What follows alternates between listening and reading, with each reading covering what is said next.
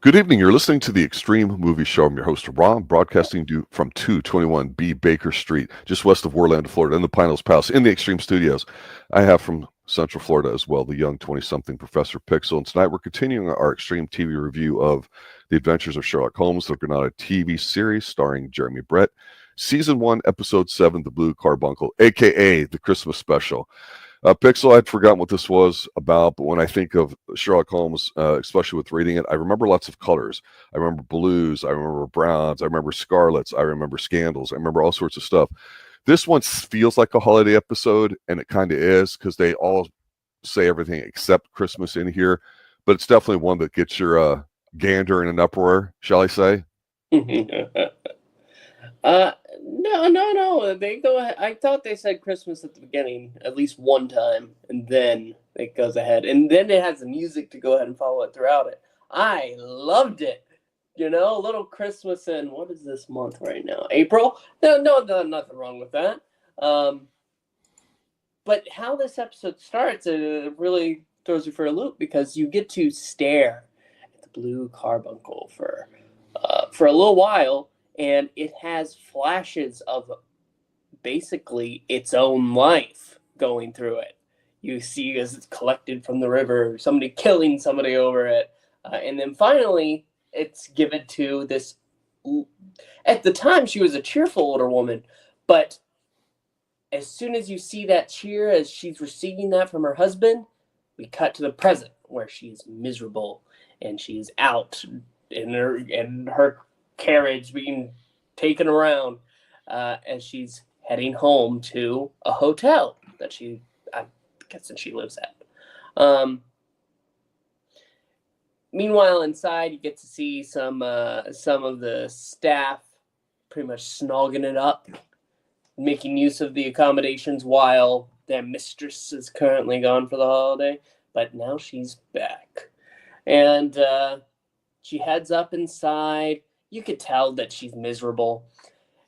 But she heads to this little table where you can see the picture of her husband and a little box in front of it. One of the people attending the fire went ahead and put their hand near the box, but they didn't actually touch it. Mm-hmm. They were more interested. But he was quickly shushed away before she arrived. But she says, "Go ahead, draw me a bath." And then there's silence and a scream. She's opened the box. The blue carbuncle is missing. I immediately thought of something I thought was interesting was the fact that this is supposedly the Christmas season. So whether you're a Christian or not or whatever, it's obviously something where in the late 1800s that was starting to become more in first world countries, particularly Britain at the time of the Industrial Revolution, more a part of society. And one of the things about Sherlock Holmes reading and definitely watching the show, I feel like sometimes there's this observation of the class system that exists in society, low, middle, high, whatever you want to call it, privilege. I mean, there's different ways we can define it, right? And what I thought was interesting here, to your point, is that, we see this rich lady that even a good source of retail therapy will thought of her servants carrying stuff in, can't put a smile on her face. So immediately I thought, hey, this sort of reminded me a little bit of the Lord of the Rings in that Tolkien kind of, some people suggest, makes it a very Christian type story without it really being in your face with the dates and some of the storylines and all that. Some people think it's boring or just old worldish rather than progressive or whatever, like say Michael Moorcock or whatever.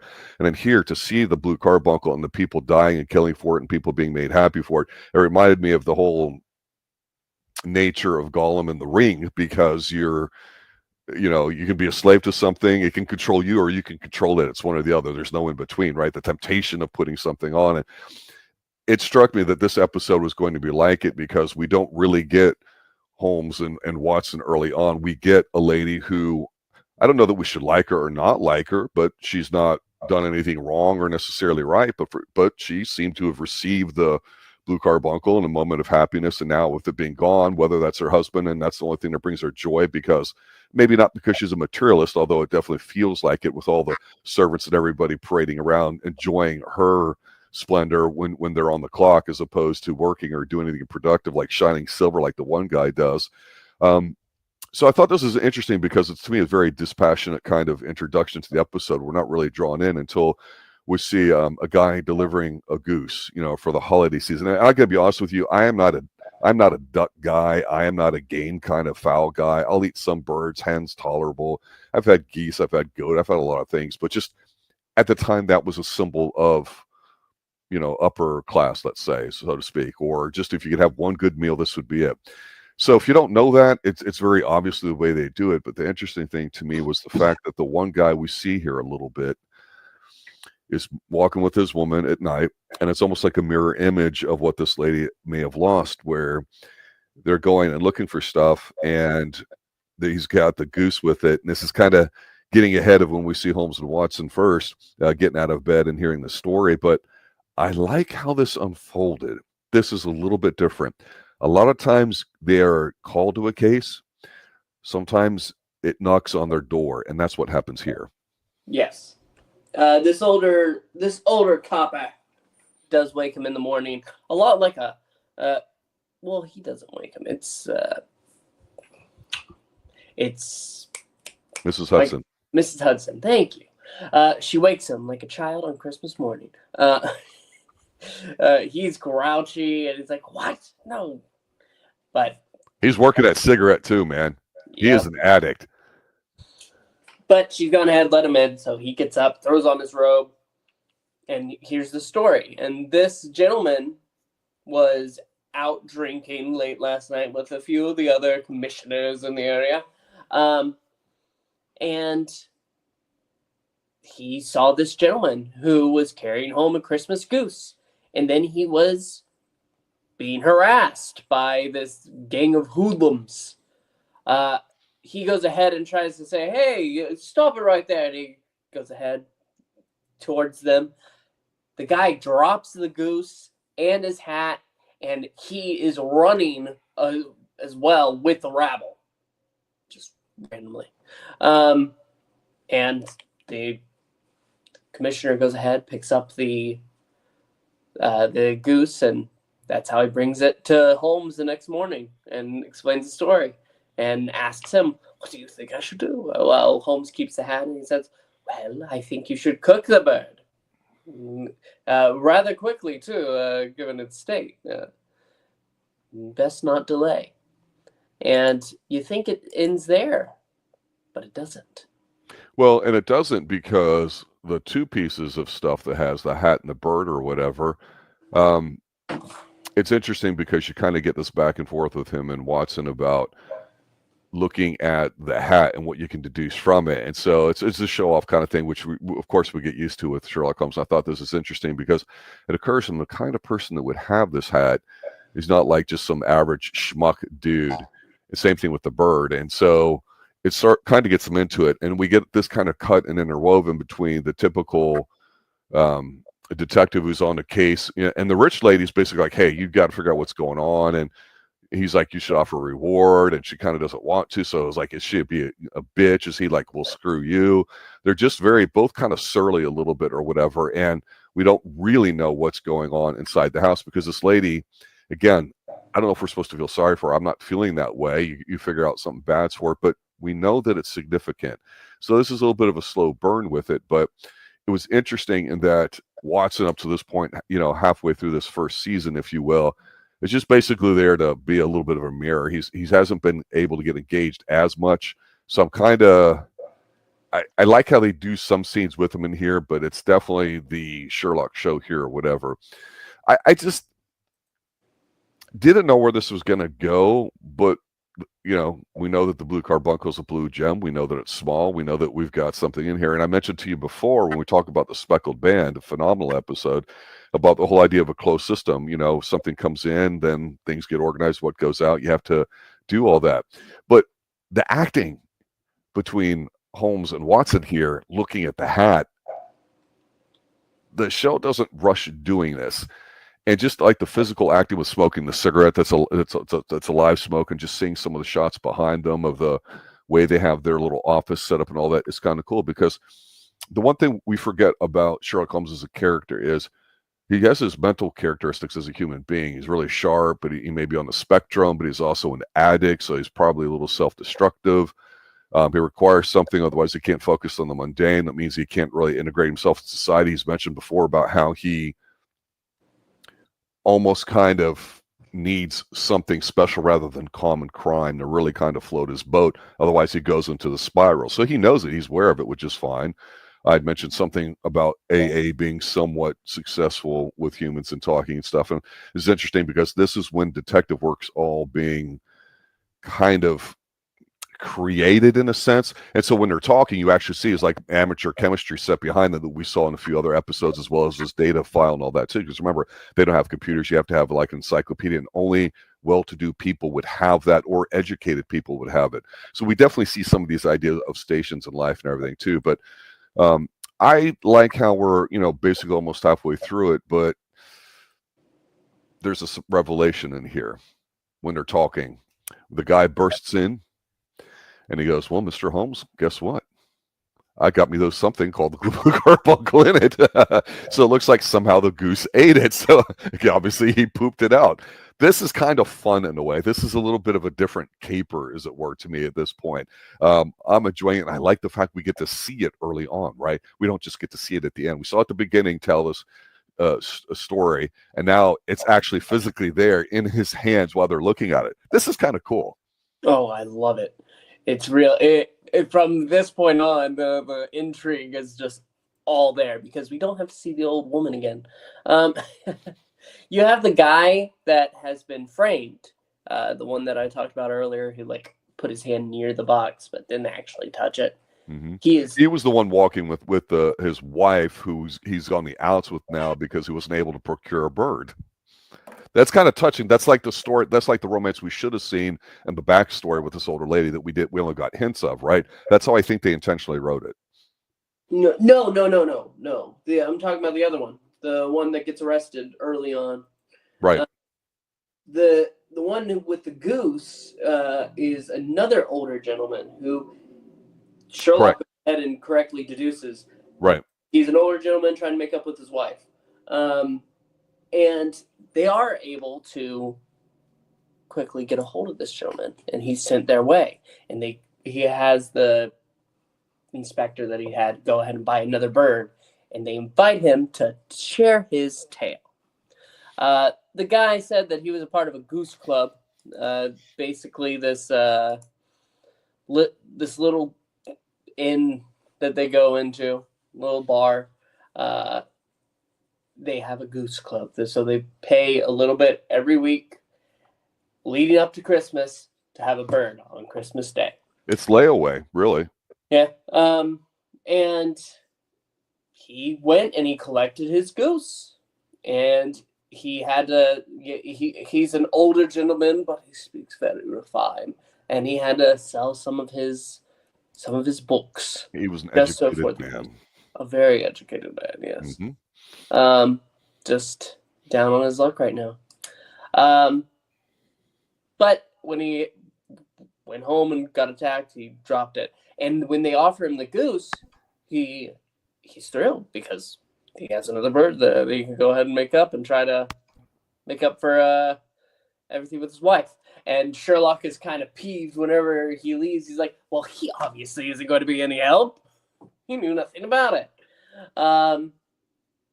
But they go ahead to the inn itself, inquire, and they're trying to follow up on the lead of where this bird was bought. And poor Watson, Sherlock goes in, and first thing he orders is a beer for him and Watson just to go ahead and get their foot in the door, and then he doesn't even get a sip of it. Yeah. This is after pulling him away from dinner, too.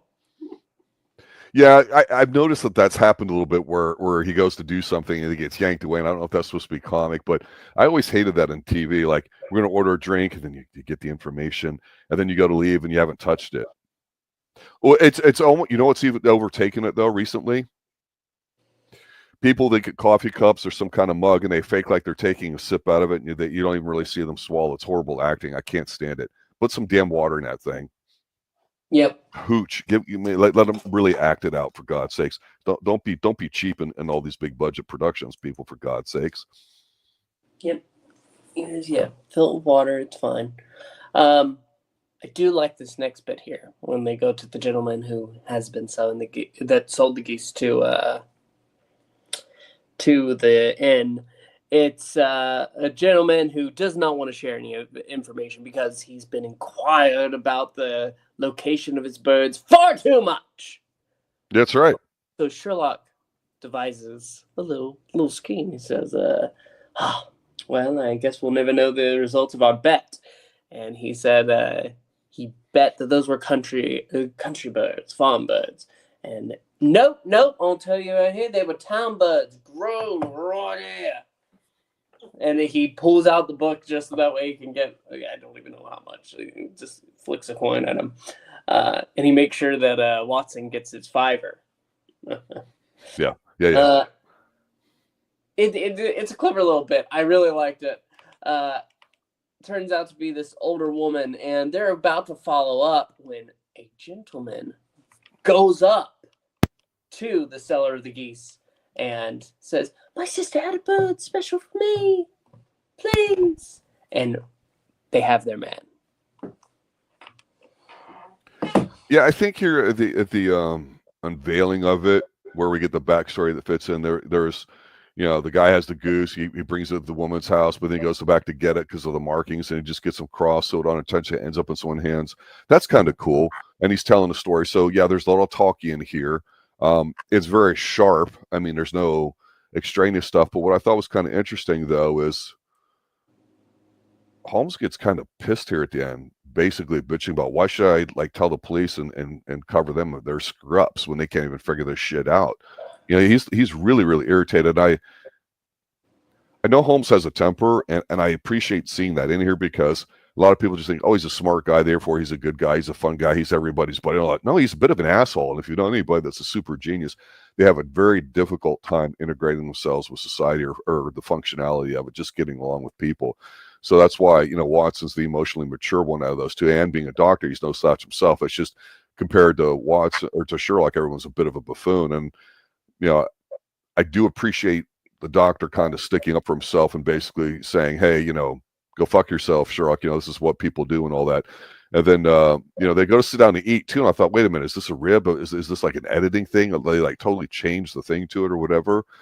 But they kind of, at the last minute, right before they go to eat Christmas, they don't eat it because they're like, yeah, let's go out and finish up, basically take care of the case. And then, of course, we see the man with his bird and his wife and 2 kids all meeting together on a snowy morning, which is supposed to be Christmas morning, and it's a happy ending or whatever. So it's a little bit of a disjointed ending in a way to me. I like him getting upset, but then they cut to this kind of positive thing, and I go, okay, whatever. It's a Christmas special. I guess it's supposed to have a bit of a happy ending, right? It's really more about the story of the family, to me, being reunited, and the husband and wife. Yep. Yeah. Rather than Sherlock and Watson here, in my opinion. And so when I look at it from that lens, I'm like, okay, this was, that's why I call it the Christmas episode, as it were. Not very Sherlockian in that sense, but enjoyable enough. This is not one to me, I think, that's like The Solitary Cyclist, which I thought was phenomenal, or Speckled Band, which is very good as well. It's just, okay, it's there, but it's definitely the Christmas version, like I say, too. I don't know if we'll have some other ones with other themes to it, but I guess we'll see as we find out as we continue season 1 of The Adventures of Sherlock Holmes. Final thoughts, sir? Merry Christmas to all, and to all good night. I love this episode. It's great. I'm very, definitely lifted my spirits when I got to watch it last night. Well, I'll say this for my final thought. You mentioning the fact of different classes in society at the time. Obviously, they're high society themselves, the doctor and Sherlock, and the whole exchange that you pointed out with the innkeeper that's a front for the guy that sells the geese.